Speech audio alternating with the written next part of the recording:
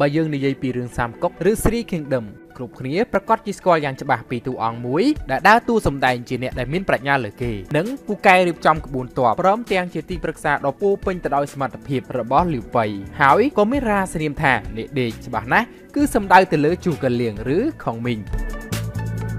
ខាងក្រោមនេះគឺជារឿងរ៉ាវទាំង6ដែលជូកាលៀងតែងតែធ្វើមុនពេលចេញទៅធ្វើសង្គ្រាមជូកាលៀងឬខុងមីងកើតនៅឆ្នាំ181នៃគ្រិស្តសករាជដែលជាឆ្នាំចុងក្រោយនៃរាជវង្សហាននៅតំបន់យ៉ាងទូខេត្តចាងតុងប្រទេសចិន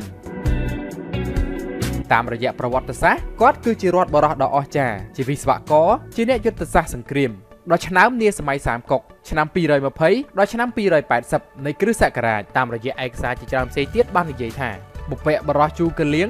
គឺជាទាសករនៃអាណាចក្រចិនគាត់កំព្រាតាំងពីនៅក្មេងកាលពីនៅក្មេងៗគាត់ត្រូវបានគេបង្ខំឲ្យចាក់ចេញពីខេត្តកំណើតរបស់គាត់គឺខេត្តចាងតុងនៅអំឡុងពេលការកាប់សម្លាប់យ៉ាងសាហាវព្រៃផ្សៃលើជនស៊ីវិលប្រមាណ 400,000 នាក់ដោយស្ដេចសង្គ្រាមដែលមានឥទ្ធិពលគឺឆាវឆាវ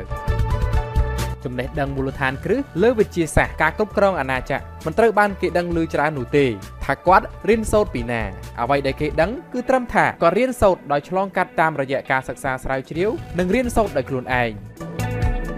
ឯកសារជាច្រើនផ្សេងទៀតបានសរសេរថាជូកាលៀងរៀនពីប៉ាំងកកុងដែលជាអ្នកអប់រំ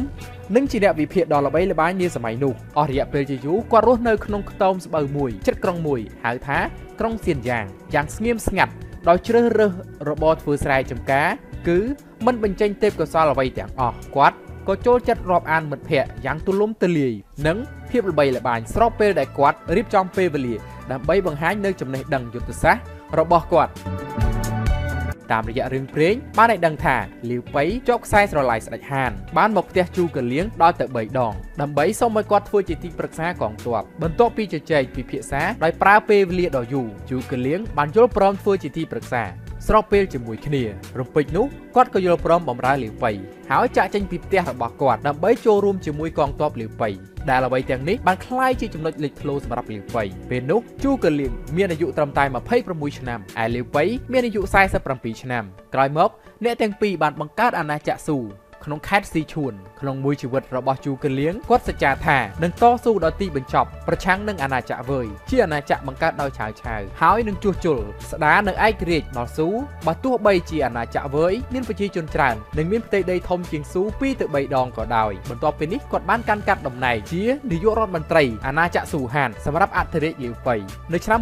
161ដល់ឆ្នាំ230នៃគ្រិស្តសករាជនិងកូនលាវប៉ៃលាវឆាននៅឆ្នាំ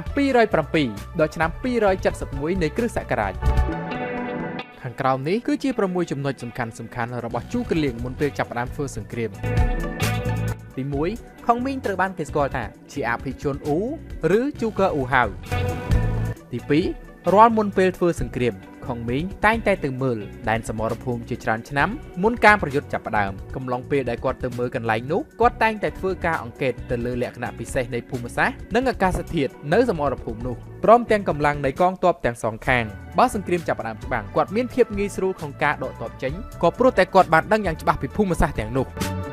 ទី3រាល់ពេលដឹកនាំទ័ពច្បាំងខុងមីងតែងតែជិះនៅលើរទេះកង់4តាមរយៈរឿងដែលបានកត់ត្រាខុងមីងតែងតែសម្លឹងទៅលើបញ្ជាចលនាកលយុទ្ធកងទ័ពរបស់គាត់ពីលើកំពូលភ្នំដ៏ខ្ពស់ទី5តាមរយៈការនិយាយតគ្នាខុងមីងតែងតែស្លៀកសម្លៀកបំពាក់តាមលទ្ធិតៅហើយកាន់ផ្លិតស្លាបសត្វពណ៌សទី6តំបន់ដែលខុងមីងហ្វឹកហាត់កងទ័ពរបស់គាត់គឺយើងអាចរកឃើញនៅពេលបច្ចុប្បន្ននៅតំបន់ឆុងឈិងនៃប្រទេសចិន